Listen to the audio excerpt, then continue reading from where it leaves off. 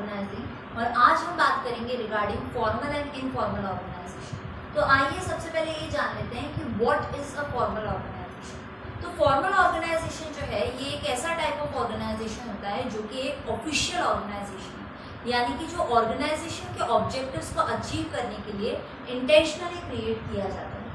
Second feature है इसका, it follows scalar chain for communication. जैसा कि हमने अपने अर्लियर वीडियोस में डिस्कस किया था कि स्केलर चेन क्या होता है, एक पूरा हायरार्किकल ऑर्डर है, top level, middle level, low level, सभी लेवल्स को सिस्टमैटिक तरीके से फॉलो किया जाता है in a formal organisation. After that main purpose जो एक फॉर्मल ऑर्गेनाइजेशन का होता है that is achieving organisational goal, यानी ऑर्गेनाइजेशन के ऑब्जेक्टिव को, वो सोल पर्पस जो या वो मोटिव जिसके लिए ऑर्गेनाइजेशन को फॉर्म किया गया है, उस गोल को अचीव करने का ऑब्जेक्टिव ही फॉर्मल ऑर्गेनाइजेशन का होता है। नेक्स्ट है, it includes functional and divisional structure. हमने डिस्कस किया था कि ऑर्गेनाइजेशनल स्ट्रक्चर जो है दो टाइप के होते हैं, पहला होता है फंक्शनल और दूसरा होता है डिविजनल। फंक्शनल कब होता है, जब हम फंक्शन के अकॉर्डिंग डिपार्टमेंट्स बनाते हैं, एंड डिविजनल कब होता है, जब हम प्रोडक्ट स्पेसिफिक डिपार्टमेंट बनाते हैं। तो ये दोनों ही तरह के स्ट्रक्चर्स जो हैं वो फॉर्मल ऑर्गेनाइजेशन का हिस्सा होते हैं। नेक्स्ट है, it is created intentionally by managers, यानी कि जानबूझकर मैनेजर्स जो है इस टाइप का फॉर्मेट, इस टाइप का स्ट्रक्चर जो है बनाते हैं, इस टाइप का ऑर्गेनाइजेशन बनाते हैं ताकि सारा वर्क सिस्टमैटिक तरीके से प्रॉपर ऑर्डर में कंप्लीट हो, एज वेल एज ऑर्गेनाइजेशनल गोल को अचीव किया जा सके। तो ये तो बात हो गई फीचर्स की कि what is the formal organisation. अब हम बात करेंगे इसके advantages as well as the disadvantages. तो पहला इसका एडवांटेज है सिस्टमैटिक वर्किंग।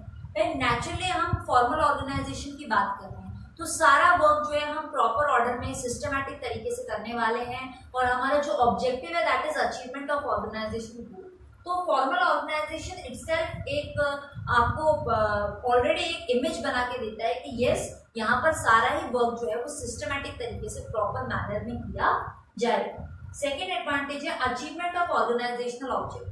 अभी हमने यहाँ भी डिस्कस किया कि इसका जो मेन मोटिव होता है वो होता है ऑर्गेनाइजेशनल गोल को, ऑर्गेनाइजेशनल ऑब्जेक्टिव को अचीव करना।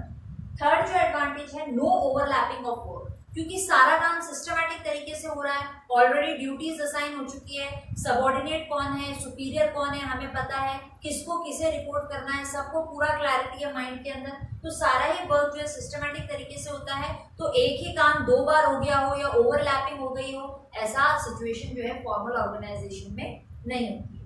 Next, coordination. भाई हमने पढ़ा था कि चाहे फंक्शनल स्ट्रक्चर हो चाहे डिविजनल स्ट्रक्चर हो, डिपार्टमेंट बनाए जाते हैं और डिपार्टमेंट जो है सिस्टमैटिक तरीके से वर्क करते हैं। तो हम कह सकते हैं कि प्रॉपर कोऑर्डिनेशन रहता है between one department and the another department, क्योंकि दोनों डिपार्टमेंट्स का काम जो है एक दूसरे से इंटरलिंक्ड है, तो कोऑर्डिनेशन जो है वो अच्छी तरह मेंटेन होता है under formal organisation. Next is creation of chain of command, यानी कि एक पूरा हायरार्किकल ऑर्डर जो होता है, top level, middle level, low level, उसको अच्छी तरीके से फॉलो किया जाता है within an formal organisation. After that more emphasis on work, यानी कि सारा फोकस जो है वो वर्क के ऊपर रहता है, साइकोलॉजिकल सेटिस्फैक्शन के लिए या रूमर्स स्प्रेड करने के लिए, डिस्कशन के लिए, टॉकिंग के लिए, ये सब फालतू कामों के लिए टाइम वेस्ट नहीं किया जाता है, पूरा फोकस जो है वर्क के ऊपर होता है इन अ फॉर्मल ऑर्गेनाइजेशन। अगर हम बात करें डिसएडवांटेजेस की, तो इसके कुछ डिसएडवांटेजेस भी हैं। पहला है डिले इन वर्क। भाई हम स्केलर चेन को फॉलो करेंगे, हम चेन ऑफ कमांड को फॉलो करेंगे, तो हर लेवल पर जाएंगे, पूरा हायरार्किकल ऑर्डर को मेंटेन करते हुए, फॉलो करते हुए जाएंगे, तो नेचुरली एक्शन के अंदर, डिसीजन मेकिंग के अंदर डिले होता ही है और ये डिसएडवांटेज बन जाता है फॉर्मल ऑर्गेनाइजेशन का। सेकेंड हम बात करेंगे ignore social need of employees.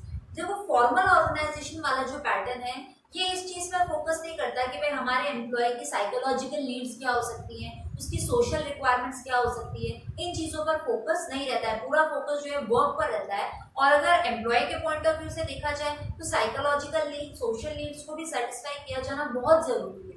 तो ये सब चीजें जो है इन पर फोकस नहीं होता है, एक तरीके से इग्नोर कर दिया जाता है in a formal organisation.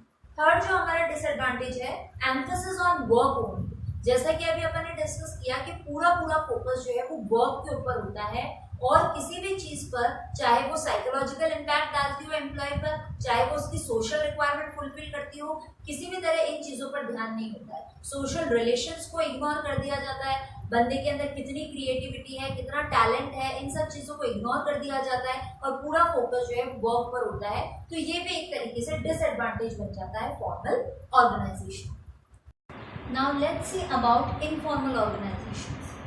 Informal organisation gets created automatically, यानी कि इनको क्रिएट करने के लिए कोई एक्स्ट्रा एफर्ट्स मैनेजर्स को नहीं लगाने पड़ते हैं, ऑटोमेटिकली अपने आप जहाँ पर भी लोग काम कर रहे हैं, लोगों का एक ग्रुप है, वहाँ पर ऑटोमेटिकली अपने आप इस टाइप के ऑर्गेनाइजेशंस जो है वो क्रिएट हो जाते हैं। These are for psychological satisfaction and social needs of employees, यानी एम्प्लॉयज़ की साइकोलॉजिकल सेटिस्फैक्शन के लिए और उनके सोशल रिक्वायरमेंट्स, सोशल ज़रूरतों को पूरा करने के लिए इस टाइप के ऑर्गेनाइजेशंस का होना ज़रूरी है। नेक्स्ट है, दे does not follow scalar chain. भाई यहाँ पर कोई हायरार्किकल ऑर्डर फॉलो नहीं हो रहा है कम्युनिकेशन के लिए या इंफॉर्मेशन एक लेवल से दूसरे लेवल पे पहुँचाने के लिए। ईजीली कभी भी किसी से कोई भी बातचीत कर सकता है, that is an informal organisation. It includes all recreational activities, यानी मस्ती मजाक एंटरटेनमेंट के लिए जो भी आप कर रहे हैं, that is a part of informal organisation. It cut across official lines of communication. भाई फॉर्मल में क्या होता है कि एक पूरा ऑर्डर होता है, अगर लो लेवल वाले को टॉप लेवल वाले के पास कोई बात लेके जानी है तो हम क्या करते हैं, पूरा प्रॉपर चैनल जो है वो फॉलो करते हैं, स्टेप टू स्टेप हम हायरार्किकल ऑर्डर को फॉलो करते हुए कम्युनिकेशन को कंप्लीट करते हैं। लेकिन अगर हम बात करें इनफॉर्मल ऑर्गेनाइजेशन की, तो यहाँ पर कम्युनिकेशन में किसी भी तरह का बैरियर नहीं है, कोई ऑफिशियल रूट आपको फॉलो नहीं करना है, स्ट्रेट अवे लो लेवल वाला भी टॉप लेवल वाले से बात कर सकता है अगर टॉप लेवल वाला उसी इनफॉर्मल ऑर्गेनाइजेशन में पार्टिसिपेट करता है। तो ये तो बात हो गई कि भाई इनफॉर्मल ऑर्गेनाइजेशन है क्या। अब हम बात कर लेते हैं regarding the advantages and disadvantages. पहला एडवांटेज है फास्ट कम्युनिकेशन। भाई क्योंकि हमें कोई ऑफिशियल लाइन, कोई चेन ऑफ कमांड या कोई हायरार्किकल ऑर्डर फॉलो नहीं करना है कम्युनिकेशन में, तो इजीली कम्युनिकेशन हो जाता है अप टू एनी लेवल। तो जो कम्युनिकेशन है वो बहुत फास्ट रहता है, इजीली हम एक दूसरे से कम्युनिकेट कर सकते हैं। Next is it fulfil social needs. भाई एम्प्लॉय की सोशल सेटिस्फैक्शन के लिए, सोशल रिक्वायरमेंट्स के लिए एक दूसरे से बात करना, अपनी फीलिंग शेयर करना, आप क्या फील कर रहे हो, सामने वाले से उसके व्यूज जानना, ये सारा इंटरेक्शन जो है वो बहुत ज़रूरी होता है एम्प्लॉय के लिए। तो इसलिए ये सारी रिक्वायरमेंट्स जो है एम्प्लॉय की वो इनफॉर्मल ऑर्गेनाइजेशन में ही फुलफिल हो पाती है। नेक्स्ट है करेक्ट फीडबैक, यानी कि किसी भी पॉलिसी के बारे में, किसी भी प्रोग्राम के बारे में आप क्या सोचते हो, आपकी क्या व्यूज हैं, ये अगर मैनेजर जानना चाहते हैं या टॉप लेवल वाले जानना चाहते हैं, तो सबसे उनके लिए जो सबसे बड़ा सॉल्यूशन है दैट इज इनफॉर्मल ऑर्गेनाइजेशन।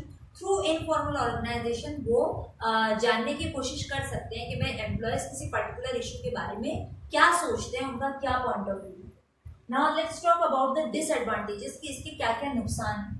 पहला है इट स्प्रेड रूमर्स। हमेशा से क्या होता है, तिल का ताड़ बनाने की लोगों की आदत होती है। तो इनफॉर्मल ऑर्गेनाइजेशन में क्या होता है कि कोई चीज होती कुछ और है और उसे रिप्रेजेंट करके कुछ और रख दिया जाता है। कहने का मतलब है कि जो अफवाह वगैरह फैलते हैं, ये काम सबसे ज्यादा इनफॉर्मल ऑर्गेनाइजेशन में ही होता है। Next is no systematic working. जैसे फॉर्मल ऑर्गेनाइजेशन में सब कुछ ऑर्डरली होता है, सब कुछ सिस्टमैटिक पैटर्न में प्रॉपरली किया जाता है। इनफॉर्मल ऑर्गेनाइजेशन में ऐसा कुछ भी नहीं है, कोई टाइम इशू नहीं है, कोई वर्क का पैटर्न नहीं है, जिसका जो मर्जी आता है करता है। नेक्स्ट इट में ब्रिंग नेगेटिव रिजल्ट्स। भाई अगर आपके एम्प्लॉयज जो हैं वो इनफॉर्मल ऑर्गेनाइजेशन में ज़्यादा इन्वॉल्व रहते हैं, ज़्यादा एंगेज रहते हैं और अपने फॉर्मल वर्क की तरफ उनका फोकस कम है, तो ये आपके ऑर्गेनाइजेशन के लिए एक नेगेटिव इम्पैक्ट ला सकता है। क्योंकि इनफॉर्मल ऑर्गेनाइजेशन में क्या होता है, जनरली मैनेजमेंट की बुराइयां करना, पॉलिसी के बारे में नेगेटिव फीडबैक देना, इस टाइप की पॉलिटिक्स जो है इधर से उधर बातें स्प्रेड करना, ये सारा काम ज़्यादा चलता है। तो वो जो है फॉर्मल ऑर्गेनाइजेशन के ऊपर एक नेगेटिव इम्पैक्ट डालता है। Next is more emphasis to individual interest. अब इनफॉर्मल ऑर्गेनाइजेशन में क्या हर कोई अपने बारे में पहले सोचता है कि भाई हमारा बेनिफिट किस में, ऑर्गेनाइजेशनल ऑब्जेक्टिव है, ऑर्गेनाइजेशनल वेलफेयर, ऑर्गेनाइजेशनल बेनिफिट को साइड में रख दिया जाता है। तो ये इनफॉर्मल ऑर्गेनाइजेशन का एक और बहुत बड़ा ड्रॉबैक है कि यहाँ पर इंडिविजुअल इंटरेस्ट को, इंडिविजुअल गेन को ज़्यादा जो है प्रायोरिटी दी जाती है as compared to organisational welfare.